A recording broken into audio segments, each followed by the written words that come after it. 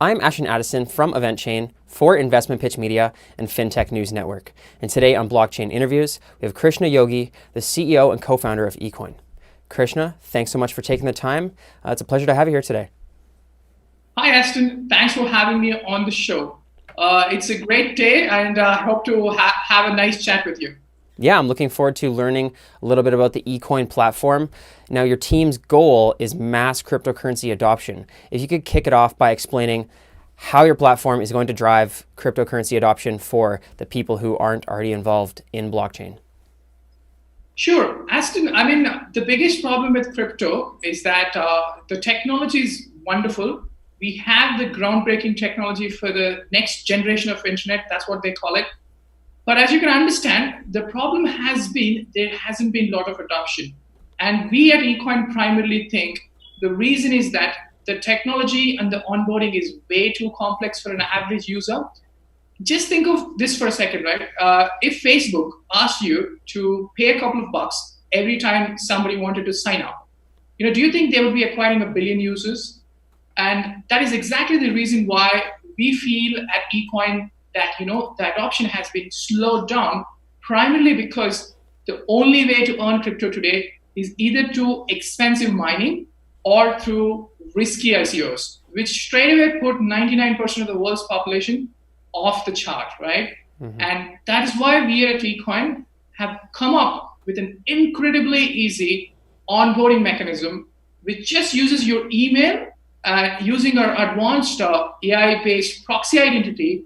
We're able to onboard billions of people, and we feel that this can really scale to the 100 plus or 500 plus million users that we are looking for crypto for the first time ever. That's great. So you're providing airdrops or free cryptocurrency of some sort to people who are providing their email, who aren't already in cryptocurrency, or maybe they are already in cryptocurrency. But for the people that are just getting involved, why is this the best method for them to acquire cryptocurrency for the first time? Ashton, I think you're spot on the question, right? So the big problem with crypto adoption has been, so far, we've got the slightly technical folks into the ecosystem, but now we have the usual folks who have been in WhatsApp or Facebook or Gmail, right? These people have been used to how an email works, how a social network works. So what we're doing is our system actually mimics just like a normal website, wherein you sign up with your email and you get a referral link and you can invite your buddies into the system, right? So they don't actually see blockchain or anything like that. Mm. And the reason why we're providing airdrop is the same reason why PayPal gave $10 in the initial phase to everyone to basically build the network, right? So think of it this way, right? Until you build a railroad, no matter how expensive your rail car is, customers are not going to show up, right? You have to lay the rails, you have to build the network, you have to get those initial 100 million users into the crypto ecosystem, and then you'll have legitimate merchants coming onto the platform. And that's what we are doing here. The best part of ECoin is we have the world's lowest cost for acquiring users, because guess what? We have the world's simplest onboarding mechanism. When you make things simple, people are happy to come on your platform for much less. That's the secret sauce of ECoin. Mm-hmm. Yeah, I completely agree with you, Krishna, on keeping the blockchain, the mumbo jumbo of the lingo on the back end, and just providing a user experience that will allow for mass adoption. But for the sake of it, I'd like to learn a little bit more about the architecture of ECoin. Being a cryptocurrency platform, does ECoin have its own blockchain technology, and is it similar to Bitcoin and Ethereum and what people are used to in the industry? Sure. So, the way we have done this is we have two layers, right? The front layer is your typical website and the place where you get the airdrop, right? And this has a lot of technology going behind it, and it's had to be that way. But when the people want to withdraw their airdrop to a blockchain, we are currently based on EOS, which supports 5,000 transactions per second, and it's got nearly zero transaction fee. That's very important for us because we are looking at 100 million sort of user base, right? Unfortunately, we can't go with Bitcoin and Ethereum because the transaction fees would simply kill us, right? Now, having said that, it's very important to segregate these two, to have an airdrop layer, which is simple website based on Node.js or things like that, and you have a blockchain layer, which can be EOS for now. In the future, we plan to get our own blockchain, maybe a EOS clone or some other network, but that we'll see as we go. Great, and that leads to my next question. So you touched on it's built on EOS, which is highly scalable. Now you mentioned that you're looking to get tens of millions or hundreds of millions of people involved in cryptocurrency. Will the current scalability of the platform be able to provide for the expected growth of the platform? That's a great question again, Aston. So from day one, we have been working on this for almost 1.5 years. And from day one, we have been built for mass adoption. So, tomorrow, if 100 million people show up on the platform, we can actually scale to that number. That is what we have been working towards, right? Now, having said that, when it comes to blockchain layer, things get a little more complicated, as you can understand, right? And that is why we have picked EOS, which has current scalability of 5,000 transactions per second. Which means that if 100 million do show up tomorrow, we are able to scale to that number. But then, like I mentioned previously, if you do end up getting our own EOS blockchain version of it, we can literally go to 500 billion or even more. And obviously, people are working on other scaling mechanisms like sidechains and other things. So I think we can definitely scale to the levels of Facebook. But obviously, we are talking way too ahead in the future. Let's see what happens. Definitely. And you mentioned that the platform has been live for a little bit now. Can you talk about your current growth and the trajectory? When will we see millions of people flooding into the cryptocurrency industry to allow for more mainstream adoption? Sure. ECoin has been my fourth venture. I've done a lot of startups in the past. So I know I've had my hands dirty in the thing of acquiring users. And I'm more than thrilled to tell you that, we are currently the world's fastest growing crypto startup. We've acquired close to 2 million users in less than a month of launching the platform. And as you know, that is an incredible growth. And we are having sort of super busy having to do it all together. But I'm super excited for this sort of growth. And, if things continue at the same pace or they might pick up because people see the value of it, we can go up to 50 million users by the end of this year. I mean, that would be wonderful if we can achieve that. Wow, that's incredible.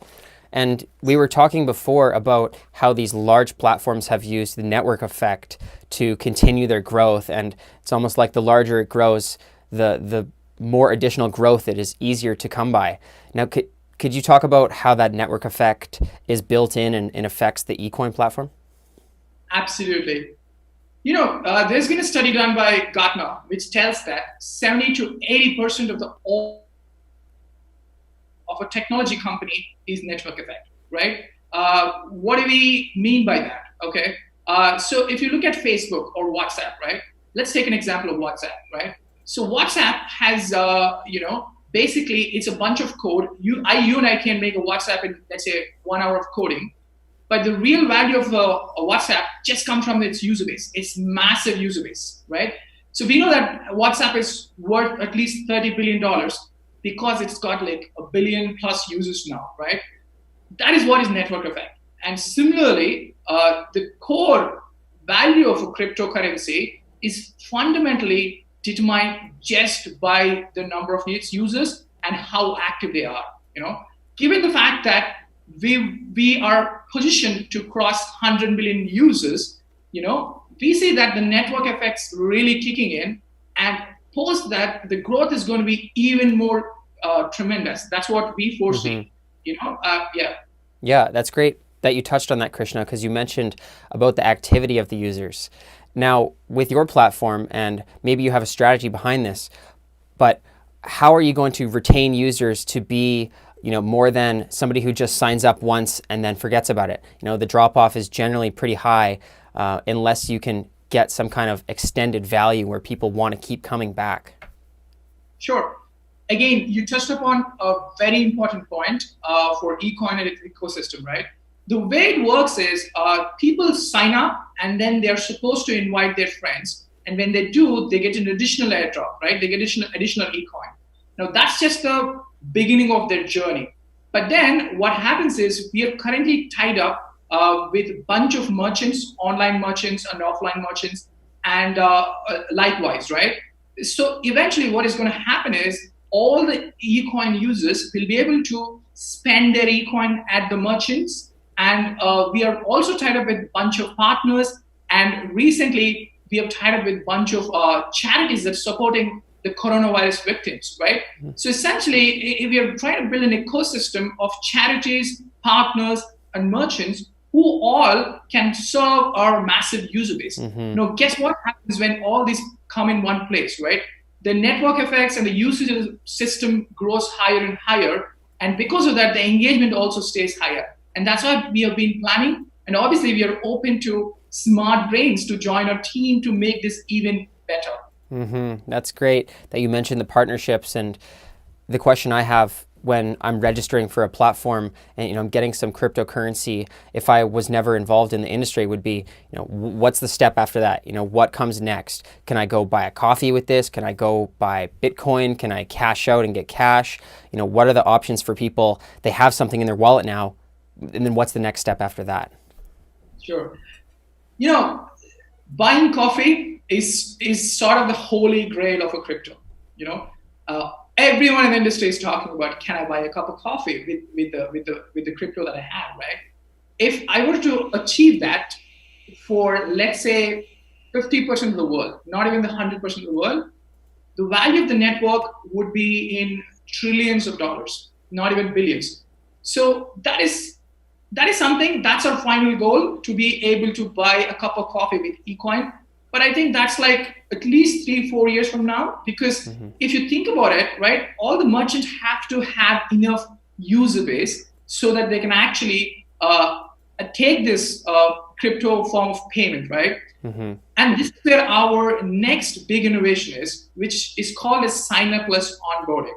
Okay, what this enables us to do compared to any other crypto is that, let's say you're a merchant who has just like 100,000 users. And today, if you want to take a crypto payment like Bitcoin or Ethereum, right, you have hardly 1 to 2% of your user base actually using the crypto. But with our sign-up plus onboarding and the APIs that come with it, you can directly serve at least 40 to 50% of user base, which finally makes it worth for a merchant to accept eCoin as a payment network, right? And that's where we see the real growth coming from. So once we cross 10 million, the next wave of growth is going to be triggered by merchants themselves using our sign-up plus onboarding API. That's great. And for your existing partners and the partners you're looking to get, and as well for the platform's availability, is anybody around the world in any country able to sign up to eCoin, or are there certain restrictions? Right now, so we are a decentralized network. What I mean by that is our team is decentralized as well. So we have people from Canada, from US, Brazil, India, Russia, China, South Africa, etc., etc. No, we are set up as a foundation. It's an eCoin foundation, nonprofit. So the goal of this foundation is essentially just to spread eCoin as widely as possible. So for now, we're just being extra cautious and abiding by the United Nations sanctions list, which means we will not serve those countries which are under sanctions. Apart from that, we are pretty much open for business for everyone else. That's great, Krishna. And if there are partners, team members, or just users that are looking to find out more information and get involved with the eCoin platform, what's the best way for them to learn more and to reach out as well? Sure. In the last 1 month of this incredible journey, there have been at least a bunch of scammers, right, who have tried to replicate eCoin. They have created fake Telegram bots. They've created fake Android applications and so on and so forth. So I just want to make it very clear, there's only one legitimate eCoin platform out there, which is ecoinofficial.org, right? So you go into Google and type ecoinofficial.org, and that's the only legitimate eCoin platform out there. Anything else is a scammer or an imposter that is trying to steal your money. And remember one thing, eCoin never takes a dime, a dollar from anybody. So if somebody is asking you for a little bit of money to make you give you a bunch of eCoin, remember they're a scammer.